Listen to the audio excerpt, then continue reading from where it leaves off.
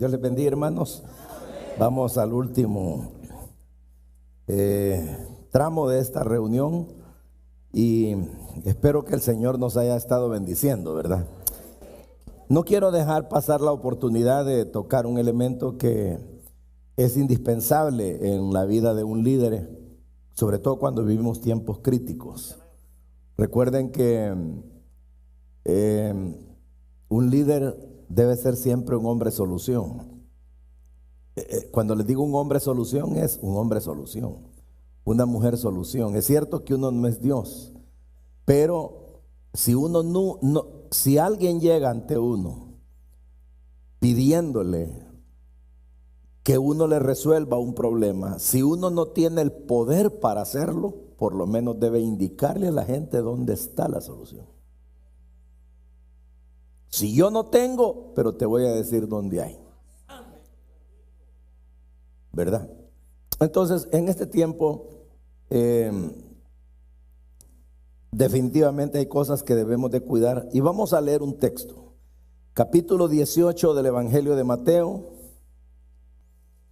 Y solo vamos a leer versículo número 32 y 33, hermanos. ¿Ya lo tienen? Mateo 18, 32, 33 dice: entonces llamándole su señor, le dijo: siervo malvado, toda aquella deuda te perdoné porque me rogaste. ¿No debías tú también tener misericordia de tu consiervo, como yo tuve misericordia de ti? Amén. Pueden sentarse, hermanos.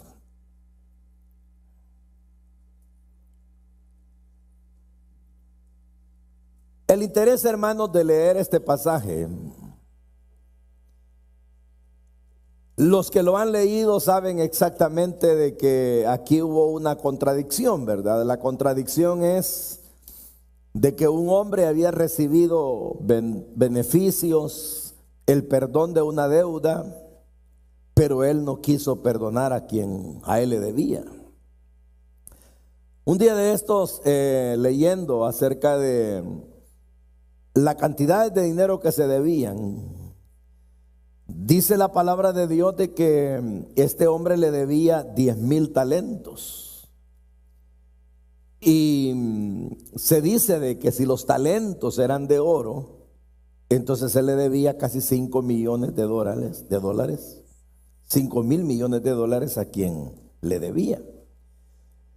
Y si él no lo pesaba en oro, sino que lo pesaba en plata, dice que le debía 80 millones de dólares. Pero resulta de que a él, el que le debía 100 denarios. Y 100 denarios en nuestro tiempo equivaldría a $300. Entonces a él le debían $300, pero él debía, si era plata, 80 millones, y si era oro, 5,000 millones. Entonces el asunto es de que a quien él debía, que era el rey, le perdonó. Pero él, cuando encontró a su consiervo, los que han leído saben que lo estaba ahorcando, asfixiándolo. Y fue entonces cuando se dieron estas palabras que ahora leíamos. Porque el rey le dice: siervo malvado, tú no pudiste perdonar ni tener misericordia de tu consiervo cuando yo te perdoné todo, porque tú me rogaste. En realidad, hermano, la parábola que el Señor contó tiene que ver directamente con el saber perdonar a los demás, ¿verdad? Porque nosotros hemos sido perdonados. Pero aquí el Señor utiliza, por lo menos la Reina Valera utiliza la palabra misericordia.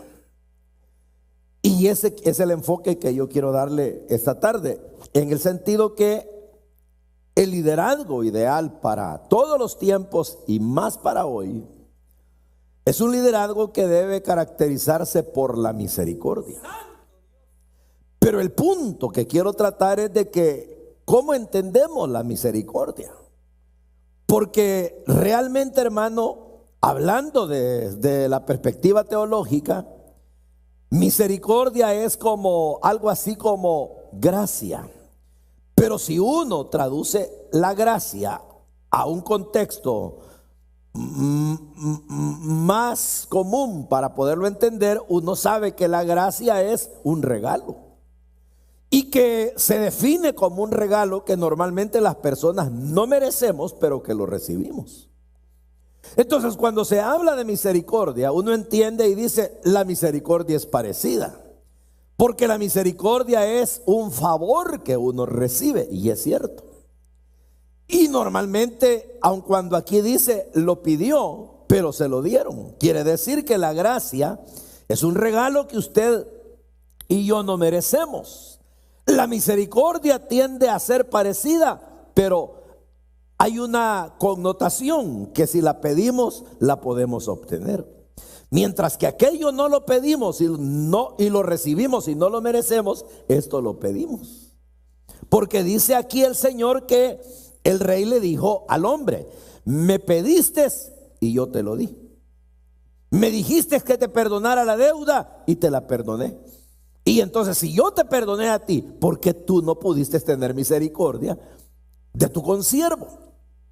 Entonces ahí, hermanos, viene la misericordia y cobra un elemento o una connotación que es la que yo quiero dejarles en el corazón.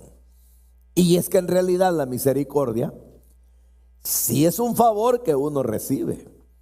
Es cierto que la misericordia se parece a la gracia, pero fíjese que la misericordia normalmente la da el que tiene capacidad para darla. En otras palabras, la misericordia nunca viene de un débil a un fuerte, sino que siempre la misericordia viene de un fuerte para un débil. Por ejemplo, el rey tenía poder. El rey tenía capacidad para ser dueño de esos 10,000 talentos como de más talentos. Él podía perdonar al que se lo debía. Aquel no le podía pagar, entonces le da de su misericordia, le da un favor que lo libera, pero porque él tenía capacidad de hacerlo. En él estaban los poderes para lograrlo. Ahora viene el otro, le dice, perdóname los 300 o los 100 denarios que te debo, y no se los quiso perdonar. No usó de misericordia. ¿Por qué? Porque el otro no los tenía, él tenía la capacidad de perdonarlos. Probablemente él podía tener esos 100 denarios o más, pero no quiso perdonar. Entonces, ¿qué significa? Que no le dio el favor que el otro necesitaba, teniendo el poder para otorgárselo. En ese punto es donde yo me pongo a pensar en los líderes, en nosotros. Por ejemplo, una persona, si hablamos de facultades espirituales, hermano, nosotros hemos recibido el perdón de los pecados. Y el perdón de los pecados es algo glorioso. Es algo que dignifica a una persona. Un perdonado de sus pecados, no se imagina usted cuánta bendición esa persona ha recibido. Es más, se puede catalogar que aun cuando esa persona haya sido pobre, ahora es rico. Porque Cristo le ha dado riqueza. La Biblia dice, Cristo se hizo pobre para que nosotros fuéramos enriquecidos. Ahora, si se trata de poder, ya hemos hablado y hemos visto en estas ponencias que el Espíritu Santo nos llena de él. Podemos andar en su poder y ser útiles, porque tenemos la asistencia del Espíritu Santo. Y el Espíritu Santo es Dios. Por otro lado, en conocimiento, la Biblia misma en el libro de los Proverbios dice de que el conocer los proverbios son aspectos que a una persona la hacen tan capaz que dice, el que no conoce se vuelve sabio, lo enriquece, En otras palabras, una persona que conoce la palabra de Dios, conoce la Biblia, conoce la voluntad de Dios, sabe de la Biblia, sabe de los propósitos de Dios, esa es una persona sabia. Sabia, el que sabe y sabe lo que Dios quiere, ese es sabio, más si lo hace. Entonces uno puede pensar en todas las formas de riqueza que Dios nos ha dado. Nos ha hecho salvos, somos herederos de muchas promesas, tenemos casa asegurada para la eternidad, tenemos posiciones de gloria, nuestro cuerpo hermano va a ser glorificado, tendremos posiciones con el Señor. Ya de por sí, hoy por hoy, ya somos súper bendecidos. Y no hay nadie que tenga una posición en la vida más elevada que la nuestra. No lo hay. Porque si usted dice, y las posiciones humanas, no, si no son cristianos, no hay ninguna posición más elevada en el estatus de los seres humanos que el de ser cristiano. ¿Verdad que sí? ¿Se recuerdan ustedes que en uno de los mensajes yo les hablé acerca de la doctrina del adopcionismo, ¿verdad? Y les dije de que esa doctrina lo que señalaba es que según esa creencia Jesús fue adoptado por el Dios el Padre, y que cuando se bautizó en agua se hizo como la especie de adopción de Dios, y a Jesús, siendo hombre, Dios lo levantó a una categoría de Dios. Obviamente es una herejía, ¿verdad? Pero el asunto es de que con Cristo no lo hizo el Padre, pero con nosotros sí. Es decir, a nosotros Él nos adoptó. Y ahora nosotros tenemos nombre y apellido legal de que somos de Dios. De tal manera de que Él es nuestro Padre, de tal manera de que somos sus hijos, de tal manera de que somos sus herederos legales. El testamento, todo lo que en el testamento divino puede incorporarse, nos pertenece. Tanto así que Pablo lo dice de una manera: somos herederos con Cristo. ¿Y qué le pertenece a Cristo? Todo. Y si todo es de Cristo, todo es vuestro, dice. Todo es vuestro. Todo es vuestro. Sea la vida, sea lo porvenir, todo es vuestro. La tierra es vuestra. El mar es suyo. El cielo es suyo. Y las aves son suyas. Y mire, hermano, y todos esos árboles son suyos. Y esos pececitos que hay en el mar son suyos, hombre. Y las ballenas, suyas, hermano. Mire, hermano, y esos animalotes que andan allá por el África y en esa selva gigantesca son suyos. Usted tiene leones, tiene rinocerontes, tiene jirafas, tiene de todo. Y no crea que me lo estoy vacilando. Es verdad. Es verdad. Porque todo es de Cristo.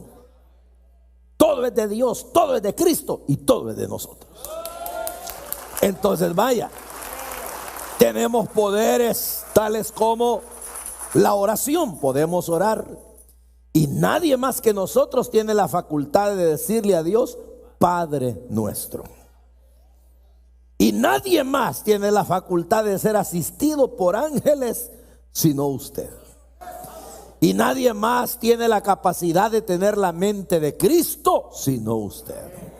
Y nadie más puede imponer manos sobre un enfermo y que éste se sane sino usted. Y nadie más tiene a Dios por proveedor, por su amigo, su compañero, su escudo, su castillo fuerte, sino usted. Entonces, cuando uno hace un análisis de todas esas realidades, resulta que nosotros tenemos. Lo que pasa es que nosotros a veces medimos lo que tenemos en lo que vemos. Y uno dice: solo tengo 100 pesos.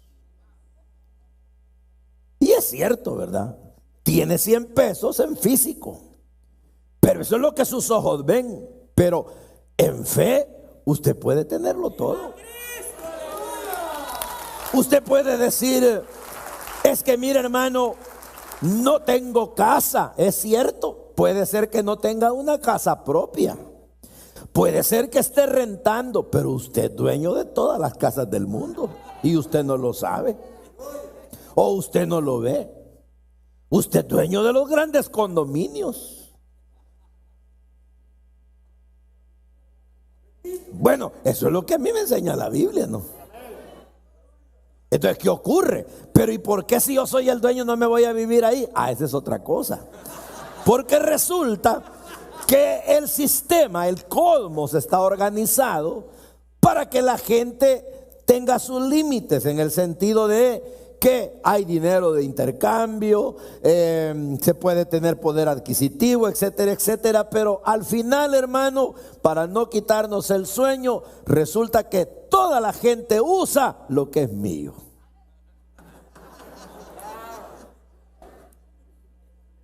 Lo que es suyo. ¿Verdad que sí? Entonces, pero eso es hablando de ese tipo de cosas. Pero ya dijimos, espiritualmente tenemos poder, tenemos un corazón nuevo. Ahora conocemos el perdón, conocemos la vida eterna, conocemos la salud, conocemos de todo, de los dones del Espíritu, de la alegría de ser cristianos, de mantener la comunión con Dios, del valor de una oración. ¡Qué tremendo! Entonces, si se nos calificara, nosotros somos poderosos, somos ricos. Es así. Y por eso es que incluso ha habido hasta discusión de si cuando la Biblia dice Dios está en la reunión de los dioses, Él está diciendo que nosotros somos como pequeños dioses, ¿verdad? Y dice, ¿será así? Porque si es así, entonces quiere decir que sí, Dios bajó a ser humano para levantarnos a nosotros a ser divinos.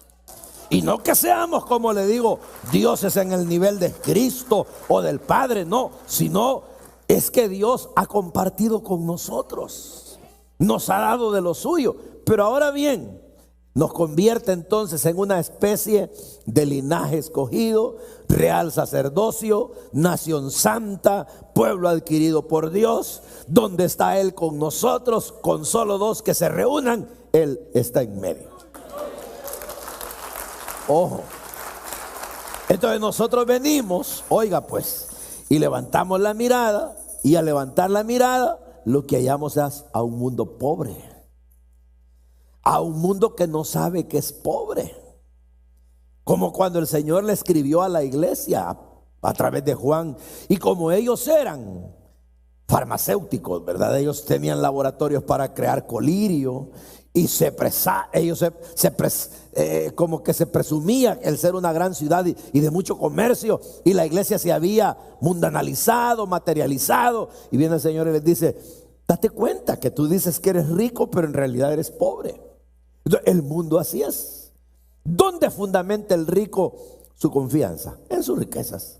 La Biblia dice, para un rico su riqueza es una muralla alta en su imaginación. El que tiene dinero cree que tiene todo el poder, y el que tiene dinero cree que no necesita de nada ni de nadie. Eso es lo que piensa, pero es pobre. Es, como dice la Biblia, un cuitado. Es una persona necesitada. Es una persona que realmente, hermano, está mal. Y ya no se diga si es pobre económicamente. Por eso es que cuando uno estudia ética cristiana y a uno le califican las clases de pobre, hay cuando menos 5 clases de pobres en el mundo. Los pobres que no tienen para comprar ni lo básico. Los pobres que en relación a otros son menos afortunados. Y ahí van calificando los pobres hasta llegar a los ricos pobres. ¿Y por qué son pobres los ricos? Porque no tienen a Dios. Entonces su vida solo se centra en lo que pueden obtener aquí, y lo que tienen aquí nunca les satisface. De manera tal que pueden decir como Salomón, lo probé de todo, nada me negué, todos los placeres obtuve, y al final comprendí que eso no sirve de nada. Entonces, ¿qué pasa, hermano? Que en nuestro mundo ahí están los pobres. Usted mira un rico en un Ferrari, pero es pobre. Usted mira al millonario tal, hoy nos dieron un tour por la casa de los millonarios, son pobres. Porque son pobres. Y todavía más pobre el que está debajo de un puente. Y todavía más pobre aquel que no haya trabajo. Y pobre aquel que está bien enfermo, que la enfermedad lo está destruyendo y que avanza. Pobre aquel que anda en las drogas, pobre aquel que está en los vicios, pobre aquel que se le destruyó su familia. Prácticamente a la hora de clasificar la clase de personas que vivimos en el mundo, resulta que los únicos ricos somos nosotros. Es cierto. Ahora, si usted mide en billetes, no va a medir bien. Mida en lo que somos. Mida en lo que Dios nos ha dado. La alegría, la paz, el gozo, el perdón. Usted sabe, óigalo pues, óigalo. Usted sabe positivamente que no se compra con oro ni con plata. No hay la suficiente cantidad de oro en el mundo para comprar una salvación. No existe el dinero sumado en todos los bancos que pueda comprar la salvación de una persona. Eso es más caro. Y lo único que lo pudo pagar fue la sangre de Cristo. Y se lo dio a usted. ¿Y por qué se lo dio a usted? Porque le amó y quiso hacerlo. Resulta que ahora usted es rico. El asunto es, ¿saben qué es lo que ha pasado? Que como somos los hermanos menores, necesitamos de un tutor. Y ese tutor lo que está haciendo es cuidándonos hasta que tengamos la edad adecuada, en el sentido de que un día seremos glorificados para recibir la herencia que nos corresponde. Y ahora la herencia, aunque es nuestra, disfrutamos un poco de ella y el Espíritu Santo nos está cuidando para que un día lleguemos como herederos legales a recibir lo que nos corresponde. Eso es así como cuando ponen a un tutor para cuidar la herencia dada a un niño. Pero ¿por qué le estoy hablando de todo esto? Porque entonces quiere decir que los que pueden tener misericordia del mundo, de la gente, de los niños, de los jóvenes, de las niñas, de los adultos, de los viejos, de las pobres mujeres cansadas en la vida, de esos matrimonios deshechos, de esas familias angustiadas, del pecador que no entiende que Jesús lo ama, somos nosotros. Porque la misericordia es un favor que da uno que puede a uno que no puede. ¿Sí me explico? Entonces quiere decir que nosotros vemos al perdido y los únicos que pueden darle a ese la ayuda que necesita somos nosotros. Pero si yo me hago el indiferente ante una persona que no conoce a Cristo, jamás le menciono al Señor, puedo acercarme y no lo hago, puedo decirle y no le digo, puedo insistirle y no le insisto, estoy dejando de usar misericordia, porque yo sí puedo, porque a mí me la dieron y yo la tengo y por lo tanto yo puedo usarla.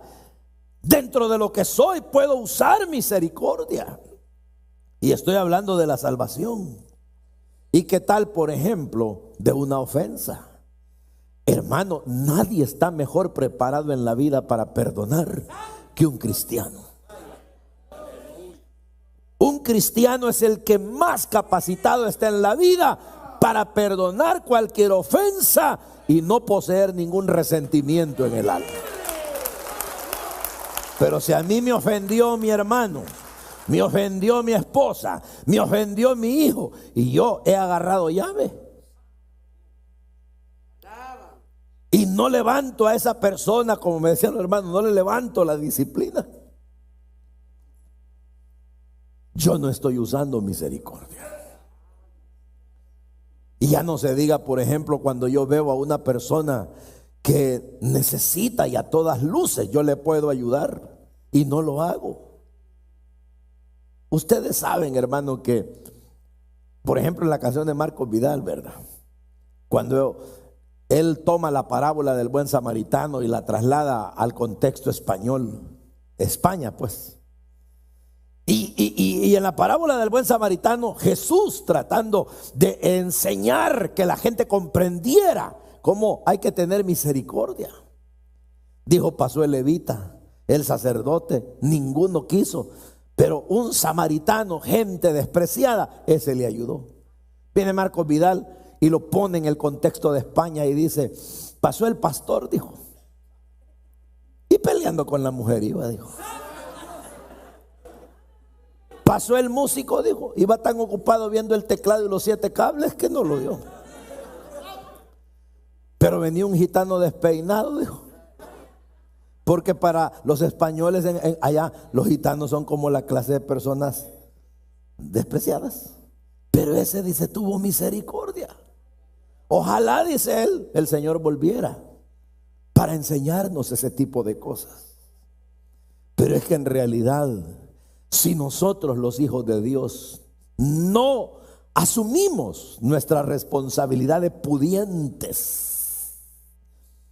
y con esa fuerza, con esa capacidad, ayudamos a los menos afortunados en la vida, no usaremos de misericordia. El mundo está necesitado, hermano.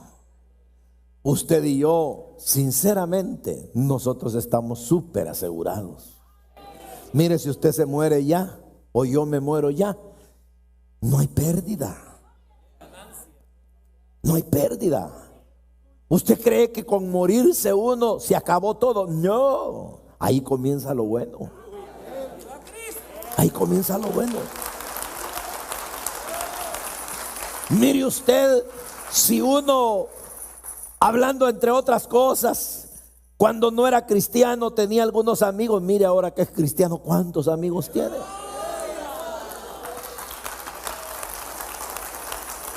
Si uno no tenía seguridad de qué iba a hacer al morirse y le podían poner en una lápida que Dios se apiade de él, hoy sí ya sabemos.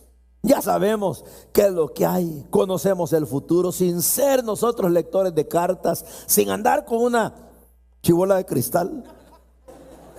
Pues ya sabemos qué es lo que va a pasar, ¿o no? Ya sabemos lo que sufre un pecador, pero también sabemos lo que goza un salvo. Ya sabemos lo que sufre una persona sin Dios, pero hoy que tenemos a Dios sabemos las ventajas de esto. Conocemos en esencia la esperanza, conocemos en esencia la fe, sabemos lo que significa gustar del amor de Dios.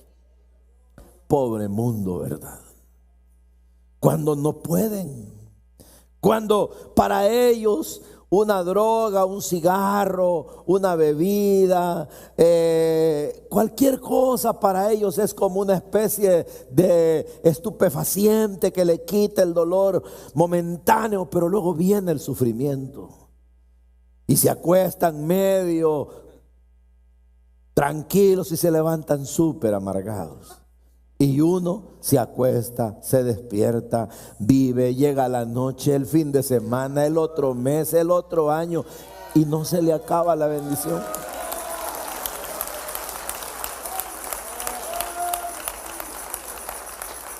¿Y qué ocurre? Ya sabe uno que las cosas materiales Dios las vuelve a hacer. Dios nos las vuelve a dar. Yo les conté a ustedes, ¿verdad?, que cuando yo comenzaba en el ministerio, un día viene el pastor de esa época y me dice, estábamos platicando de, no sé ni cómo fue que comenzó la cosa, pero el caso es de que le llego a decir yo de repente, pero yo, hermano, le dije yo, ni un peso ando en la cartera, le dije. Y yo generalmente no tengo. Y se me queda viendo y me dice, ¿para qué quiere un peso? Me dijo.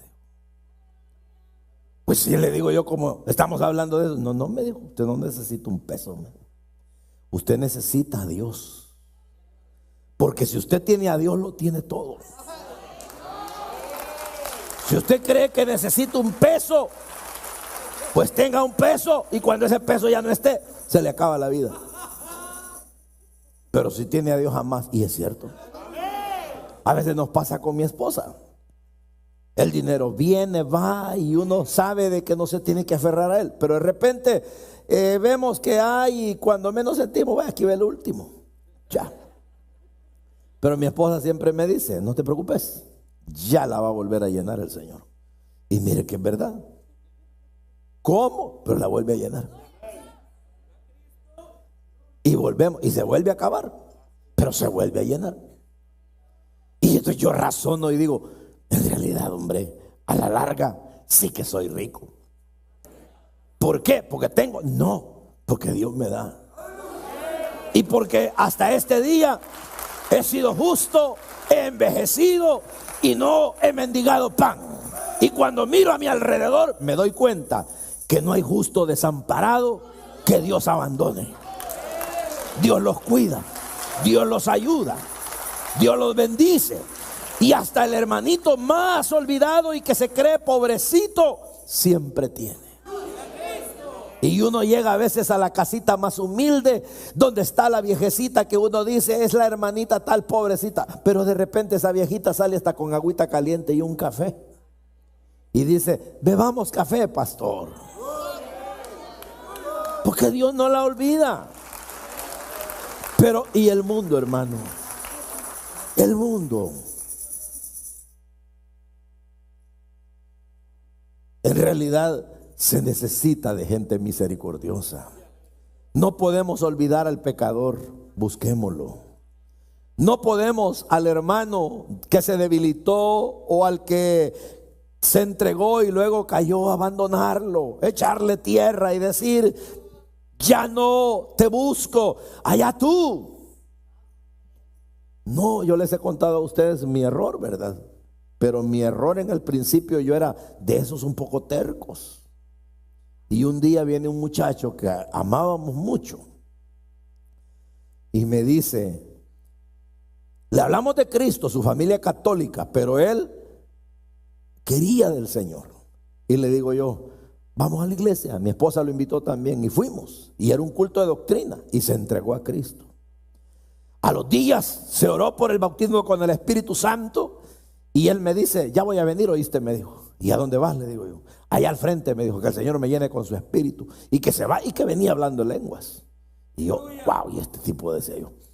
De repente me dice, hey, voy a ir a evangelizar. Y cada vez que se iba a evangelizar con la juventud, 5 conversiones, 4 conversiones a través de él. Y a veces me decía, yo quiero ir a la actividad de jóvenes, pero como era hijo de dominio, no tengo para el bus. Mal, le decía yo, para que lo pagues, andate. Y siempre el Señor lo usaba.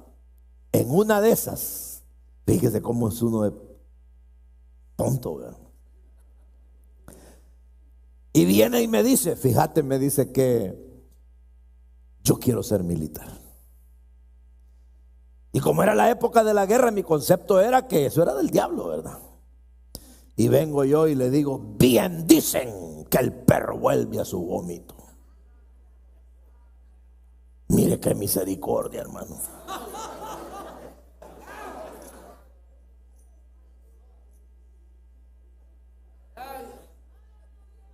Porque yo me la creía bien férreo del evangelio, de esos así, que la fe, la santidad y esos tipos radicales, ¿verdad?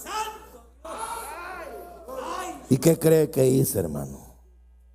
Lo hundí. Se fue, se hizo militar, llegó a escalar tanto que llegó a ser un prominente del ejército en El Salvador. Y ¿saben qué? Dios lo cuidaba. Se paraba en una mina y no explotaba. Y él me contaba y me decía, oramos con los soldados, y yo por dentro. Y viene otro diácono de esos medio pegados en el evangelio. Y me dice, vos, me dice, como era de mi misma época, vos, me dice, le dijiste una vez a fulano, el perro vuelve a su vómito, está resentido, me dijo. Y todavía yo de bravucón le digo, ¿y cuál es el problema? Pues el que tiene oídos para oír, que oiga. Bueno, para no hacerle larga la historia, hermano, murió.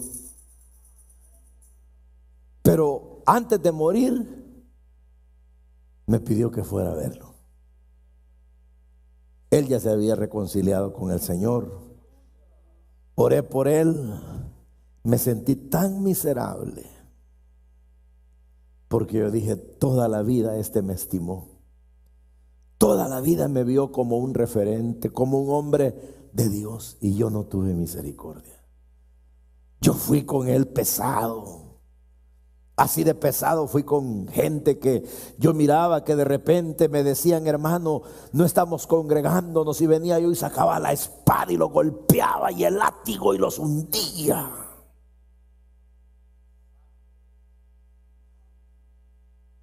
Y los maltrataba, y si era posible los mandaba al infierno de una vez. No sabía que la misericordia consiste en que al débil, en algún aspecto de la vida, el que es más fuerte le debe de ayudar. Por eso es que la enseñanza apostólica decía, los fuertes lleven las cargas de los débiles. Entonces, cada vez que usted mire a una persona a la cual se le puede hacer misericordia, solo razone, pero oiga lo que tiene que razonar. No que a usted ya se la dieron porque ya se la dieron. No, razone que usted tiene el poder para hacerlo. Por eso nunca le diga a su hermano, anda que mañana te daré, cuando hoy tiene la facultad de ayudarlo. Y eso no solamente en un alimento, sino en toda la vida. ¿Qué necesitas? ¿Un consejo? Sí, es que ando bien confundido. Pues bien, tú tienes el poder para ayudar. Que fíjate que necesito una oración. Tú tienes el poder para ayudar.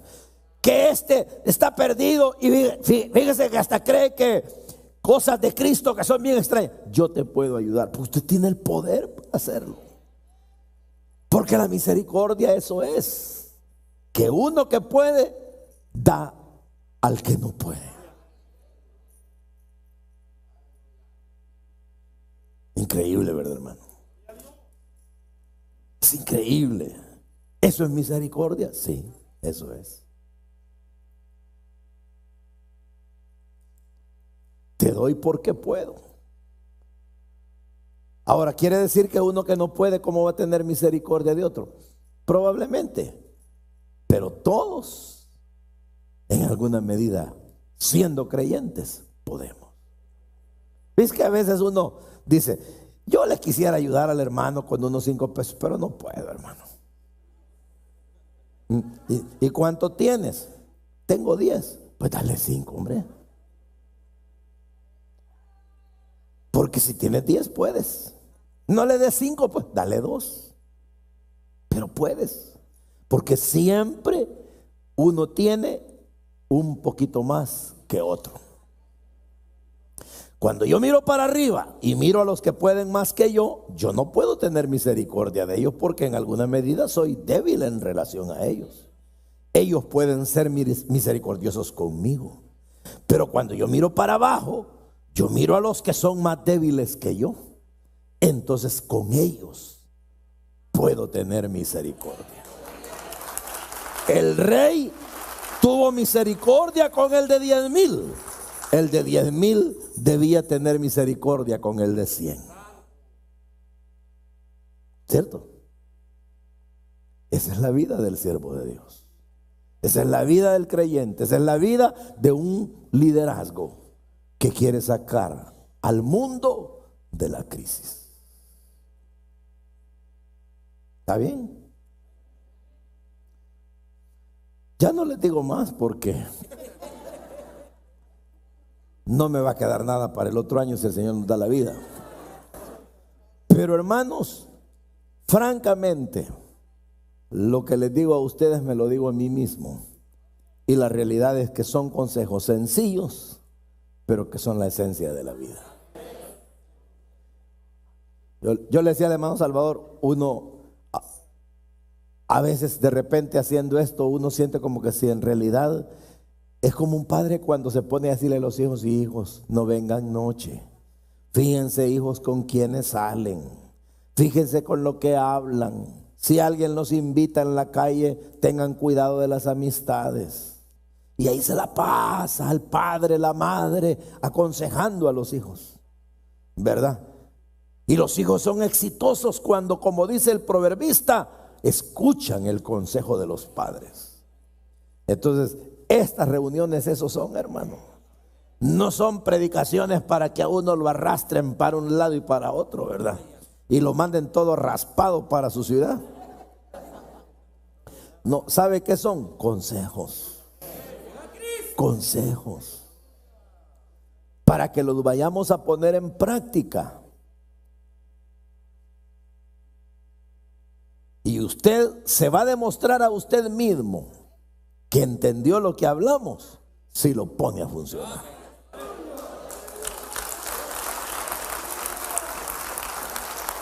Porque si no lo pone a funcionar, a vacilar vino, ¿verdad? Cuando nosotros enseñábamos allá en El Salvador a las diferentes iglesias del mundo, de repente nos llegaban muchas personas de muchas congregaciones. Quizá hermano Ernesto se acuerda de eso.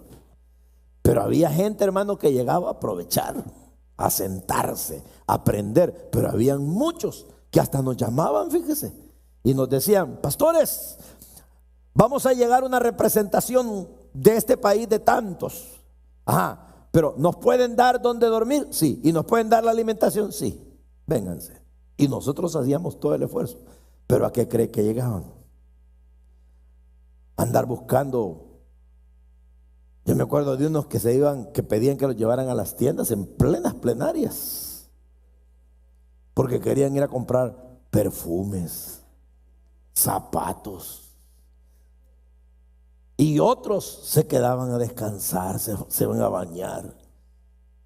Y todavía habían unos un poco salidos de la raya, ¿verdad? Porque les dábamos anfitriones que los cuidaran y les decían a los anfitriones: se me antoja comer camarones.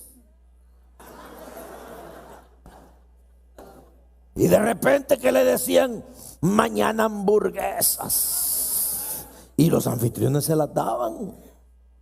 ¿Cómo hacían a saber? Pero el lío no era que se comieran eso, que no iban a aprender, iban a vagar. Entonces, si usted no, o solo yo, y no lo pone en práctica, usted vino a vagar.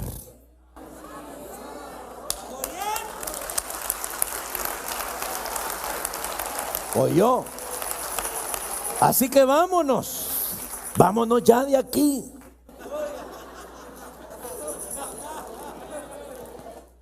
Pero vamos a trabajar. ¿Están de acuerdo, hermanos? Que Dios me los bendiga, oigan. Los aprecio mucho. Los tengo en mi corazón. Y me siento honrado cuando nos hacen sentir a mi esposa y a mí como que somos parte de ustedes. Así que Dios los bendiga. Vamos a orar. Vamos a orar. Padre, te damos gracias, Señor, porque hoy nos has recordado que el liderazgo funciona solo si hay misericordia.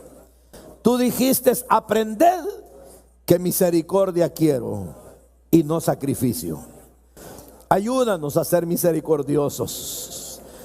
Tú dijiste: sed misericordiosos como vuestro Padre es misericordioso. Señor, entendemos que la misericordia es dar de lo que tenemos al que no tiene, ayudar al que no puede porque nosotros podemos. Señor, bendice estos siervos, úsalos, guárdalos, bendice esta iglesia, todas las filiales, y que tu nombre sea glorificado. Usa a cada uno, Señor, conforme a tu propósito de gloria, y a ti el honor, la alabanza, la adoración en el nombre bendito de Jesús. Gracias, Señor. Gracias, Dios. En el nombre de Cristo, en el nombre de Jesús, nuestro Señor. Amén.